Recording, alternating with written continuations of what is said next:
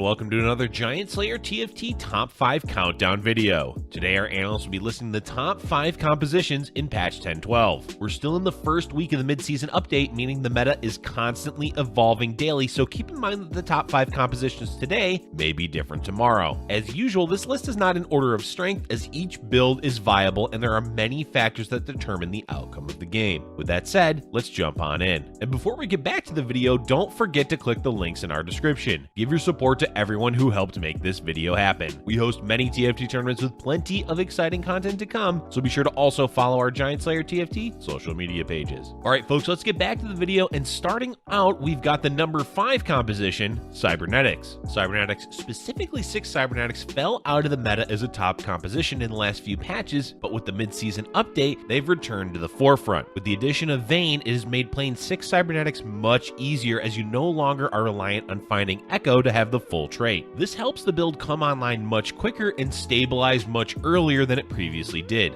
Vayne can also be played as a ranged carry, which is a first for Cybernetics, which generally have relied on Aurelia. Aurelia is still the primary carry for most games, but Vayne can do well throughout the mid game and into the late game if you get her 3-starred. Echo also receives significant buffs, making him a scary threat in the late game. Overall, the core champions will be 6 Cybernetics, with either Lucian or Fiora being left out for Echo and Vayne. From there, the composition is flexible, as you can add in Blademaster, Chrono, Mystic, or Mana Reaver. Thresh is one of the best champions to play at level 8 for this build, since he provides both Chrono and Mana Reaver, and his ultimate can pull in extra legendary champions from your bench. Aurelia is often the main carry, and as such, you'll want to focus items on her, with Infinity Edge, Last Whisper, and a defensive item being the strongest. Those same items can be used on Vayne as well, and then transferred over later. Echo can use a wide variety of items, as any on-hit effect works with his ability. Thieves' Gloves can also be one of the best to give him. Your other Cybernetics can use any leftover items, but try to buff up your Vi and Leona so that they're a better frontline for you. Alright, coming in at number 4 on the list is a new build that's popped up with the mid-season update, ASTRO Sniper. ASTRO's been doing well as a new trait, as the champions are all strong, with Nautilus and Gnar being a fantastic frontline duo. The idea with this composition is having a lot of CC with your frontline, while Jin sits in the back doing tons of damage. As such, the core champions are Jin, Teemo, Gnar, and Nautilus. The most common version of this build adds in Wukong, Lulu, Thresh, and Karma, which provides Mystic to help your champions survive longer, and more CC with Wukong and Lulu. Another variant leans heavily into damage by playing 4 Sniper. To do this, you remove the Thresh and Karma and replace them with Caitlyn and Ashe. There is a bit of an item dependency for this build, as Jin is the main carry, and as such, you'll want to find items for him. With how popular Vanguard is right now, it's a good idea to get Last Whisper to help against the heavy armor builds, and pair it with the newly updated Infinity Edge. Other viable items include Deathblade, Runins, Giant Slayer, and any defensive item. As for the rest of the champions, Teemo is the secondary carry and does best with blue buff and either Deathcap or Morellonomicon. Gnar is the third champion you're going to be giving items to, with standard frontline defensive items being best, though Thieves' Gloves works great for him as well. Moving along, the composition coming in at number 3 is less of a composition and more about a specific trait, Sorcerer. With the mid-season update, there has been a ton of Sorcerer builds that have popped up in the meta. There really isn't one that's overall best, as it really depends on what champions and items you find throughout the game that determines what you play. It is worth pointing out that Sorcerers are strong against a lot of meta builds, but weaker into any using 4 Mystic. The core of these builds utilize 6 Sorcerer, with Victor being one of the primary carries.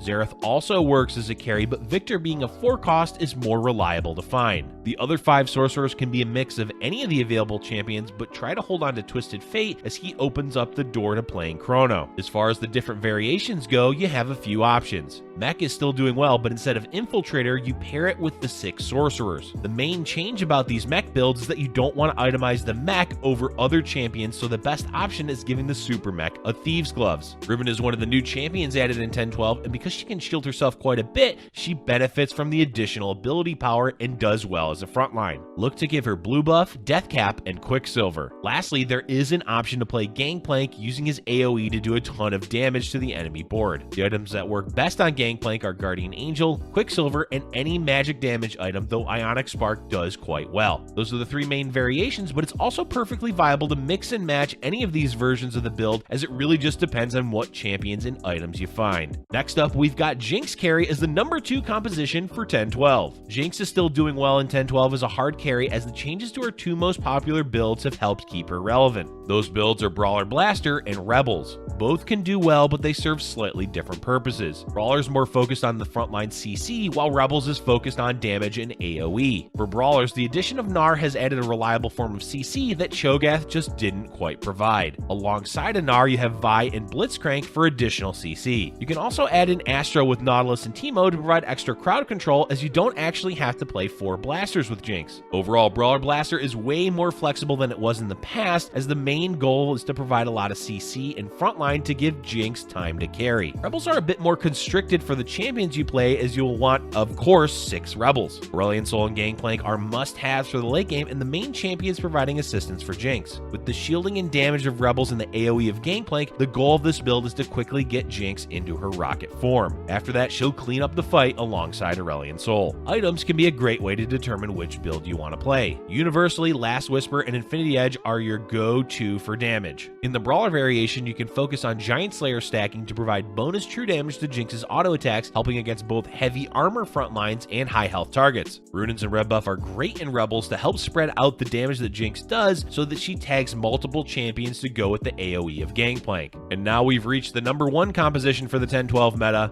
Vanguard Mystic. Going into 10-12, both of these traits receive significant buffs as well as additional champions added in. Mystics now have a viable carry with Cassiopeia, and Vanguard got additional CC with Nautilus. With the frontline champions having 300 armor and your team getting 125 magic resist, it makes this composition extremely hard to kill for a lot of current compositions in the meta. The core champions for 4 Mystic and 4 Vanguard are Cassiopeia, Karma, Soraka, and Lulu, with Nautilus, Mordekaiser, Jace, and Wukong. Bard, Poppy, and Leona can also be used as stand-ins until you find the core champions. In particular, Bard will be great for the early game to help boost you in levels without having to spend additional gold. As mentioned, Cassiopeia is a viable carry for Mystic, and as such, the main damage for this build alongside the AoE of Jace. Look to give her blue buff, Morellonomicon, and rapid fire cannon. RFC can be replaced, but it helps alleviate the issue of running into the enemy and dying, as her base attack range is only 420. Jace can be given any defensive items, but Ionic Spark is likely the best damage item to give him, since it helps out the rest of your composition, which primarily does magic damage. There's 2 main ways to go about playing the build.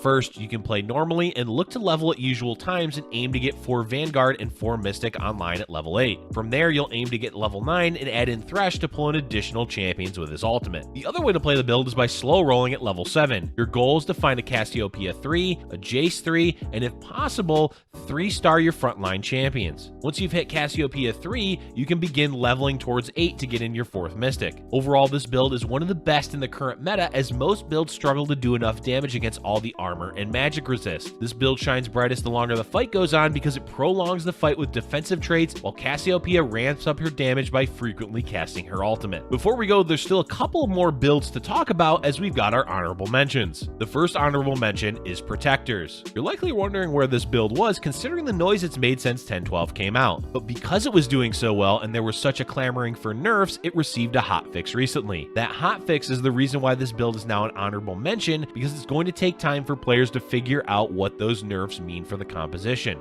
So to talk about what this build is, well, it's Protectors. Commonly 4 Protector and 4 Mystic, those 6 Protectors has been shown to be viable as well. Essentially, the goal is to play your best board, hit level 8 around 4-3, and find an Aurelion Sol. This does rely on finding a spatula, as you'll need to turn Aurelion Sol into a Protector. Once you find Aurelion Sol, you slap that item on him and watch him as he slowly kills the enemy board all by himself. Granted, that may not be the case anymore with the nerfs, but that's overall the goal of the build. Alongside Aurelion Sol, you have Rakan, Sinjao, and Urgot with 4 Mystics. One of the best items besides the Protector item is Warmogs, as it provides 1000 health, which pairs well with Protector trait, as the shield is based on max health. And the next honorable mention is Blademaster Zed. This, so far, is one of the few reroll compositions that has popped up in 10-12. Overall, reroll builds have fallen off hard with the mid-season update, but 6 Blademaster with Zed is one of the few that can do well. It is high variance, meaning you're not always going to get a top 4 with it, but when all of the pieces align properly, it can propel you to the the top of your lobby. To begin with, it needs to be stated that you must find a spatula in order for this build to work, as you want to turn Zed into a Blade Master. So with that in mind, it's best not to attempt this build if you didn't get an early spatula from the carousel or Krugs. Your goal once securing the spatula is to slow roll on level 6, aiming to hit Zed 3, Master Yi 3, and Yasuo 3. With that, put in 6 Blade Master and boom, you're good to go. Zed will attack insanely fast once you have all the relevant items and traits. Give him the Blade Master item along with RFC and a damage item such as Infinity Edge. And then you simply sit back and watch him shred through the enemy team. The main downside of these items is that he'll suffer against CC heavy builds, which you can get around by giving him a Quicksilver,